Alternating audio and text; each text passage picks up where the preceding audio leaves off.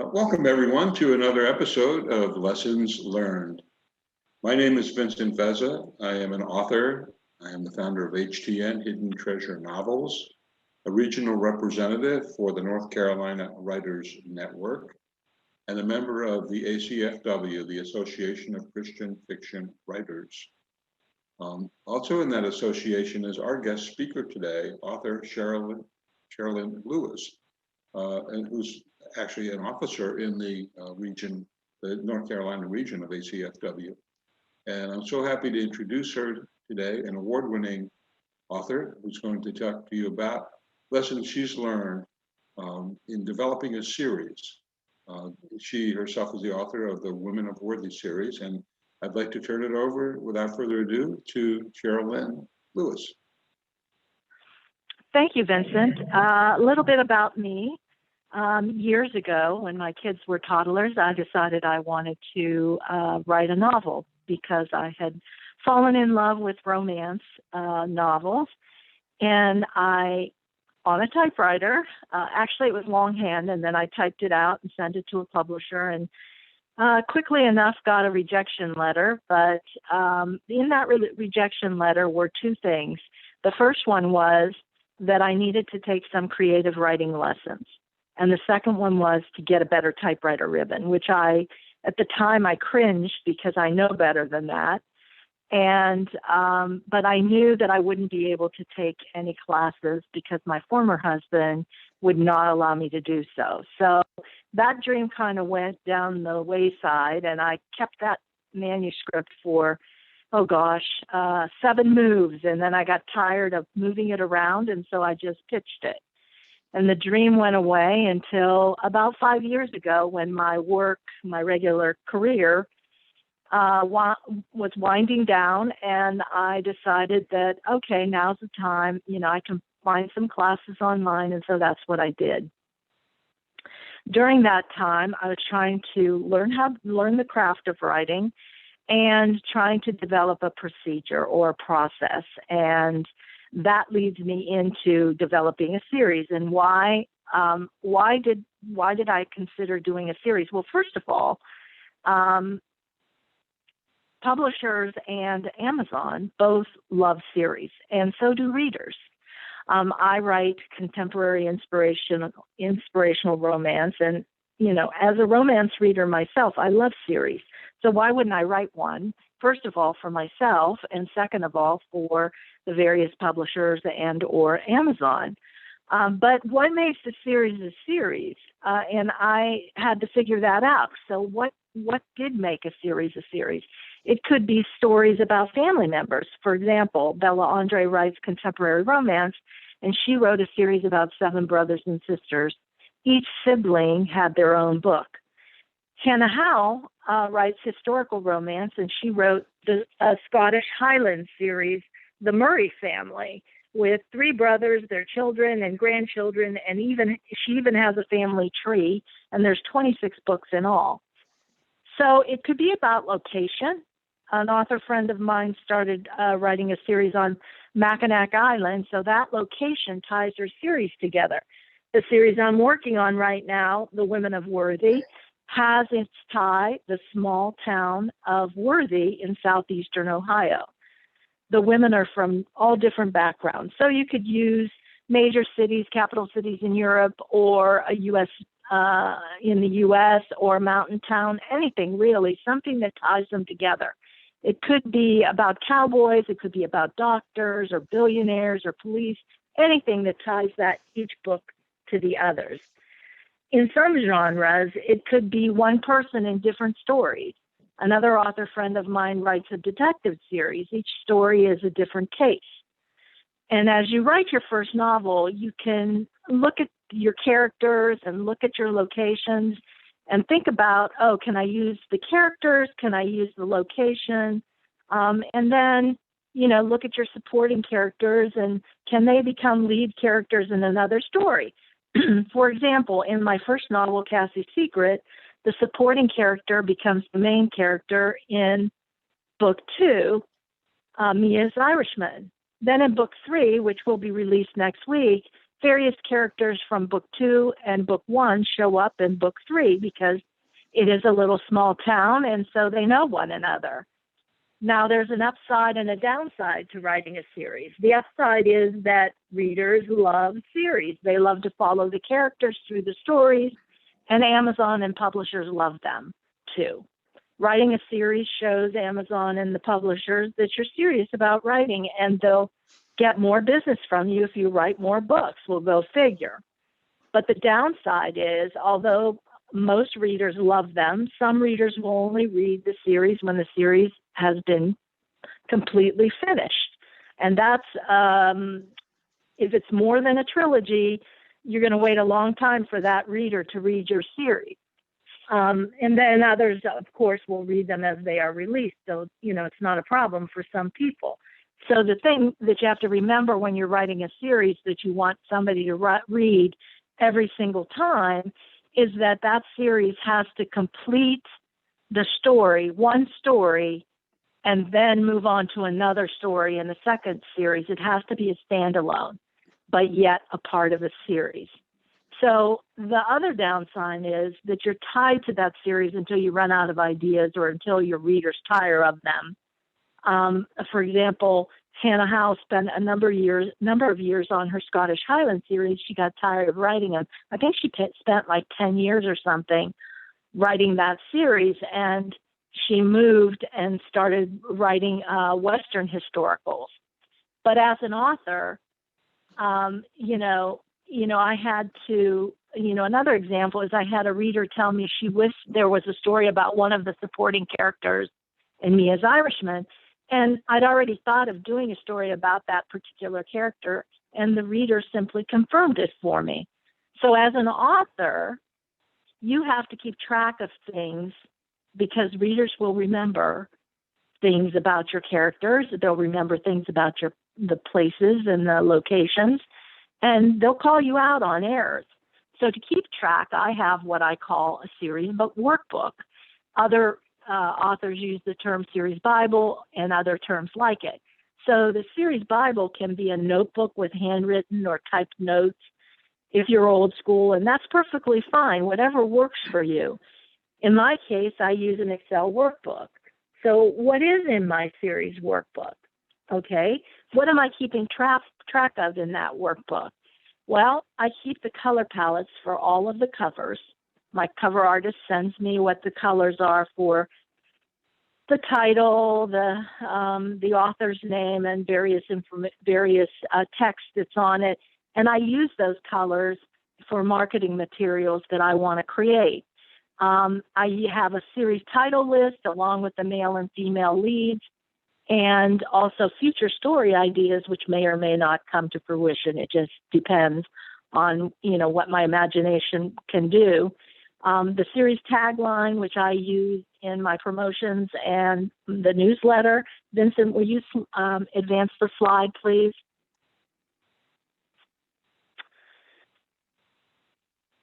Advance it again, please. So this is a sheet from the series workbook.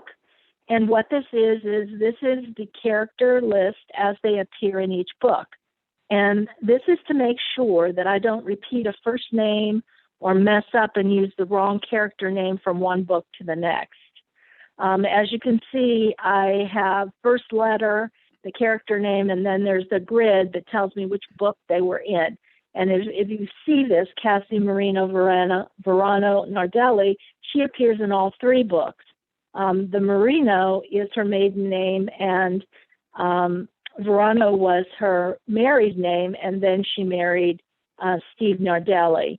And then you can just see that I keep a list of the first letters so that I can make sure that, and I can sort this list in any way I want to. I can sort it by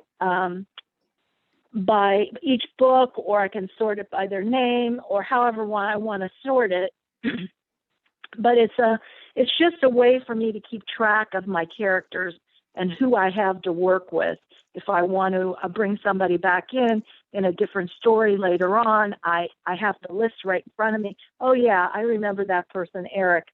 I can bring him back in book 3. He's going to appear again in book 4, which I'm working on right now.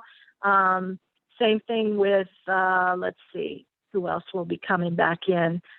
Amy Dillon will be coming back in book 4. So there's, you just, if you know what your story is going to be about, you can go back to your list and you have it all ready to go. You don't have to think up names or anything like that. The next thing that I keep track of, could you advance the slide again, please? The next thing I keep track about is the businesses and locations. And it's important to do that because you want to make sure that you have that continuity throughout your series, so that when your readers go from book to book, they say, oh yeah, I remember Columbus General Hospital. I don't want to be calling it something else.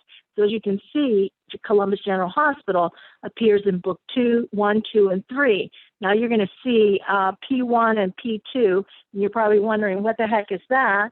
And that's my notation that these are locations that appear in the prequels that I've written for each character. And so that leads us into the creating the characters. So like my series Bible, I have a character profile which I use for each book. And what's in the character profile is a character list with the description of the character and their occupation. Each character has their own tab, and I have questionnaires that I have for each character in the book. Now, from various authors, I've compiled some 200 questions that I ask my main characters, which is the male and female leads in the stories I write. So there's questions on topics such as their name, their nickname, place of birth, general stuff, their physical traits, their appearance, the personality, their emotional traits, their background, past and future, their friends and family, love and conflict, work, education, their professional life, hobbies, their favorites, their spiritual and values, their spiritual life and their values, the daily life. And then I have about 25 questions for my supporting characters. And if the supporting character becomes a lead in another story, then some of the work has already been done for that character, and you can just transfer it over into my new workbook, and that saves me time. Vincent, could you advance to the next slide, please? Next slide, please. So the next step, and this is probably the most crucial step in the process for defining my characters, and it's here where the character is actually fleshed out. This is a chart that is based on Deborah Dixon's chart in the book GMC, or Goal, Motivation, and Conflict. I highly recommend this book. If you're on Kindle Unlimited, it's available there. It's an awesome resource. Each character has their own chart, and as you can see, there's a character description in the top left. She's Kate Callahan is the lead female, and then below it is her occupation. She's a waitress or a jack of all trades. And so each character has an external GMC and an internal GMC, but what does that mean? So the external GMC is a roadmap to get the character from point A to point B, what the character can see, touch, hear, or smell. The internal is a contour map that provides the emotional highs and lows. The character cannot see, touch, hear, or smell it. It's their feelings, it's their emotions. And in my case, since I write inspirational, there's a spiritual aspect to it, and it falls under this internal goal, motivation, and conflict. So as you can see, you just kind of, you can develop these by saying the goal is to, what is the goal? Whatever that goal might be, whether it's a physical or an emotional goal. And then because, which becomes the motivation, why is she doing this? Why is she, what is going on here? And then it's the but becomes the conflict, that which holds the character back. Now, you can have multiple external goals, but one is more than enough to carry the character through. And since I write inspirational, I have to make sure that I include that spiritual aspect of it in the internal element. So that's what it looks like. And this Kate Callahan is actually the main character.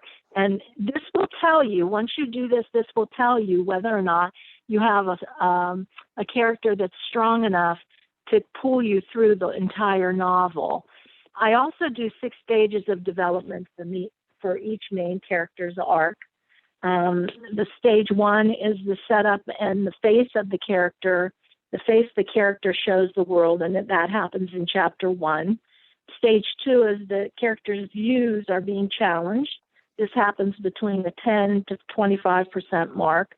Stage 3 is how the character moves towards his goal, and that happens between the 25 and 50% mark. Stage 4 is the character must begin to embrace his change, and this happens between the 50% to 75% mark in the book. Stage 5, the character fully embraces the change.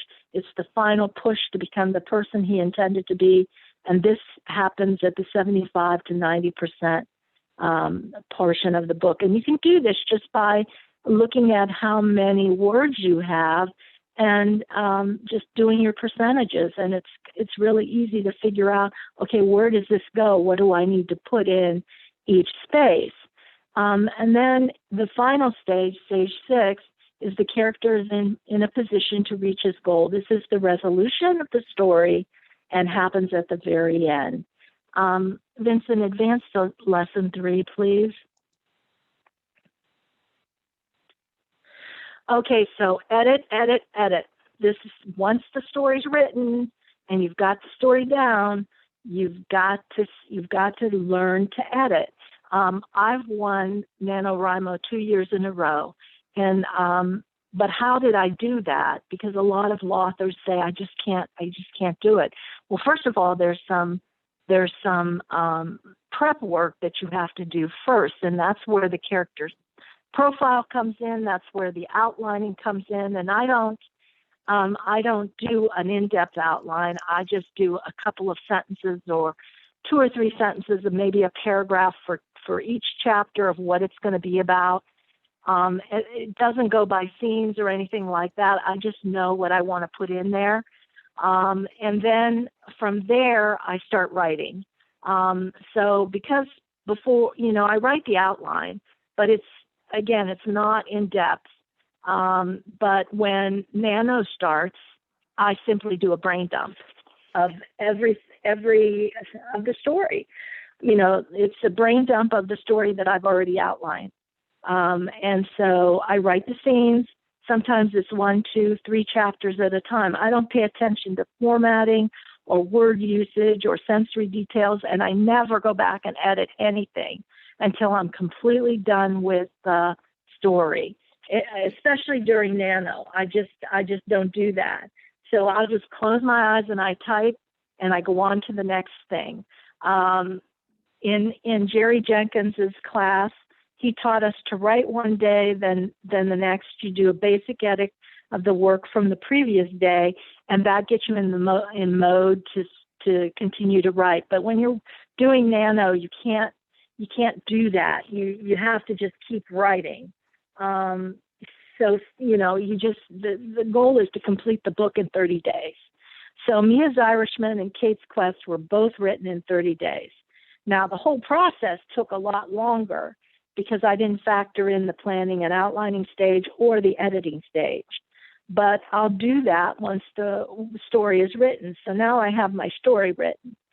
And that's the biggest goal. You need to get the story written. So if you spend time, just editing and re-editing the first chapter, the second chapter, the third chapter, and you never move on and try to get the story written, then you kind of spin your wheels that way. So you have to really just get in there, dig in, and write the story. So now I have my story written, and it's time to edit. And so, like the series workbook and my character profile workbook, I have an editing workbook. And it's based on a class I took from a traditionally published author who has written 28 novels. Jerry Jenkins, I've taken classes from him, and he has taught me to ferociously edit my work. And with the editing workbook, I get it ready for my editor. Vincent, can you advance the slide 3, please? Thank you. So my editing workbook has tons of stuff in it. This is just one page out of 13 or 14 step process I go through for each chapter. This is from book 1, Cassie's Secrets, where I chronicle the characters in each chapter. And you can see again the P1 and the P2. And all that is telling you that that's for, he is in the prequel, the second prequel, and she's in the first prequel. But as you can see, it just the X just means that they have actually spoken in the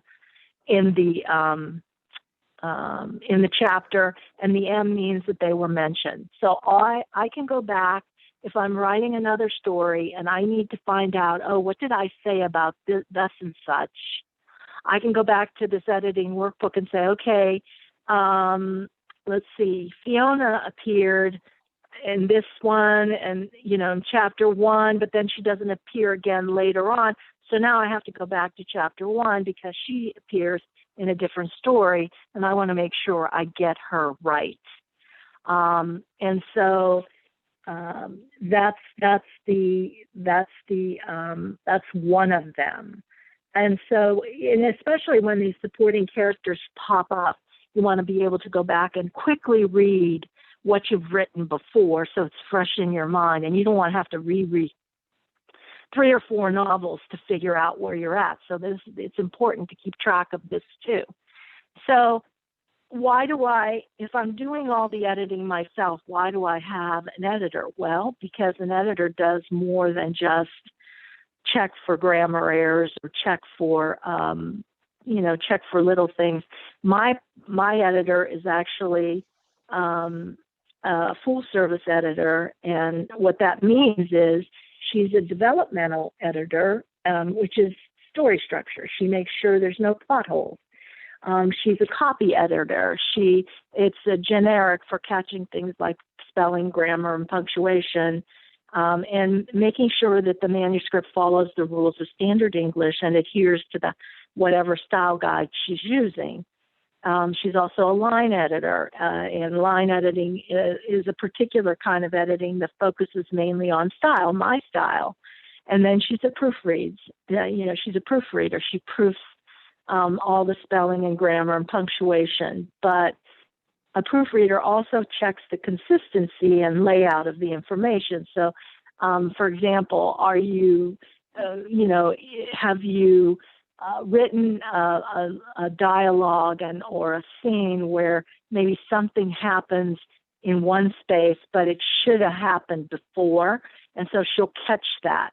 And then I use beta readers to catch those things that both me and my editor miss, and we have missed things. An extra set of eyes is always good. And so the very last step that I take before I move to another chapter in my editing process is to listen to the story on a text-to-voice application. I use Natural Reader. I really like it. I have 2 monitors set up. The one monitor has the Natural Reader on it, and the other monitor has my manuscript, and I can listen to it, and if I catch something that it doesn't sound right, I missed a word, or it's not spelled right or something, I can stop the Natural Reader, correct it in my manuscript, and move on. And it's very helpful to my editor because then she can do her job more quickly and efficiently, and then I can get to publish my book quicker. And those are the lessons that I've learned in doing a series. And it's really important to get your process in place. And every person's process, every author's process is different. So if you just pick up like one nugget out of every person that you listen to that you can apply to your own writing, then you have accomplished something. I've taken things from different authors and, incorporated it into my writing, but into my writing schedule, my writing process, but not everything, because some things just won't work for me, for the person I am. So, and that's what you as an author have to determine yourself. And that's the end of my lessons for today. Well, Sherilyn, I thank you so much. And, I'm sure that the folks that are watching this is one in a series of interviews with authors from our group, from several groups that I belong to. And I agree with you. I think writers who want to be authors do well to listen to these lessons, learn interviews, and learn from all of the authors out there. And if they get one nugget from each author, they will be well on their way to success and to being a published author. I'm wondering if you could just spend a little bit of time and just tell us about your 3 books that are out there right now, and just set the stage for the 4th book. I assume, Sherilyn, that all of these are available on your website, which I see posted on this slide. Can you share just a little bit about overall theme of each book and how they tie together as a series? Okay.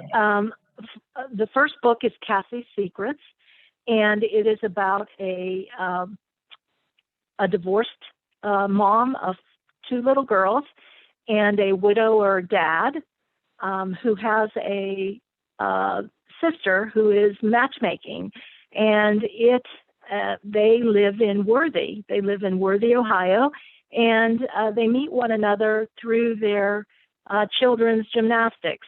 In the meantime, his sister, who is the matchmaker, she causes some issues here, and I don't want to give away the story, but in the end, of course, it has a happily ever after, and the 2 of them, she has secrets and he has secrets, and the secrets do come out during the course of the story.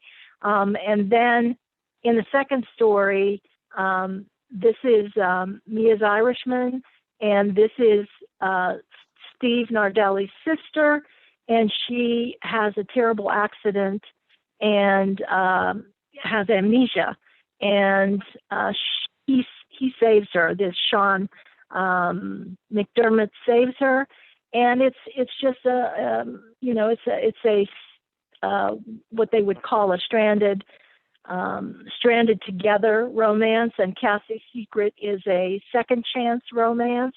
So basically what ties these 2 together is that she's from Worthy, she goes back to Worthy, and he's from Worthy as well, but outside the city limits. He's on a farm, he's a veterinarian.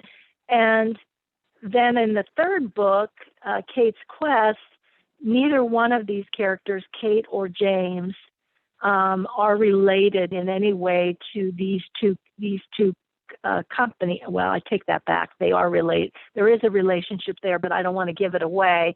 But Kate is looking for her. She was adopted and didn't find out until her adopted mother died. And so she's very angry. And James is a amateur genealogist and former military person. And the 2 of them together go searching for her mother. And they do find her mother. They find, it's just that story. And there's some mystery in all 3 of them, which makes it hard to, it makes it very hard. And both Kate and James are also in Worthy. But it makes it really, really hard to put these books in a specific genre on Amazon because there's this smattering of mystery. There's a smattering of suspense. There's a little bit of there's romance. There's and that's what makes it hard because publishers want strictly romance, or they want strictly mystery, or they want strictly suspense. They don't want to be bothered with these hybrid genres, which is what I write and what I enjoy writing. But these three are Cassie's Secrets and Mia's Irishman are now available on Amazon. They're available. You can get them off my website. You can go to my website, and from there it'll take you straight to the Amazon page. And Case Quest will be out on Monday. It will be wonderful. released on Monday.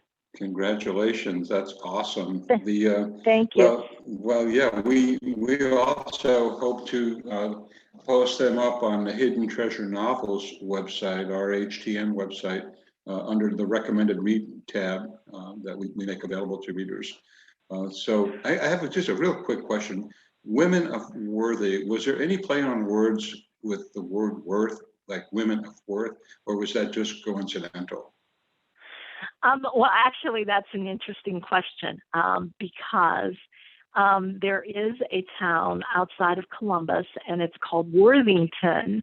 And years ago, I wanted to move there, and I didn't want to use the town of Worthington. And I thought, oh, Worthington, Worthy. Oh, that would fit right in with the inspirational. And so, yes, it was a play on words. And yes, it was, it is based on this town of Worthington, but actually I made it further south because of Mia's Irishman. It had to be close to West Virginia. So so that was the reason behind it. But the book number 4 is in the planning process, and some of the characters will come back from Case Quest and from Cassie's Secrets. Some of the supporting characters will come in, and they'll have a little bigger roles. It's not been written yet. I'm just in the planning stages of it right now. So. Well, Sherilyn, I can't thank you enough for taking time out of your busy schedule. I'm so happy for your next book. I can't wait to read that as well. For all of you who are in the audience or who will view this asynchronously down the road, I encourage you, if you're a writer and you want more information, tune into the Hidden Treasure Novels channel. If you are an author and you'd like to conduct an interview with us, we'd be glad to interview with you. Again, reach out to HTN, hiddentreasurenovels.com, or go up to the YouTube channel and reach out to us that way. Thank you so much, and have a wonderful weekend. Here we are, and another day in paradise through COVID land. Thank you again, Sherilyn, and thank you all that were able to join us today. Have a wonderful, wonderful day. Thank you, Vincent. It was great to be here. Thank you.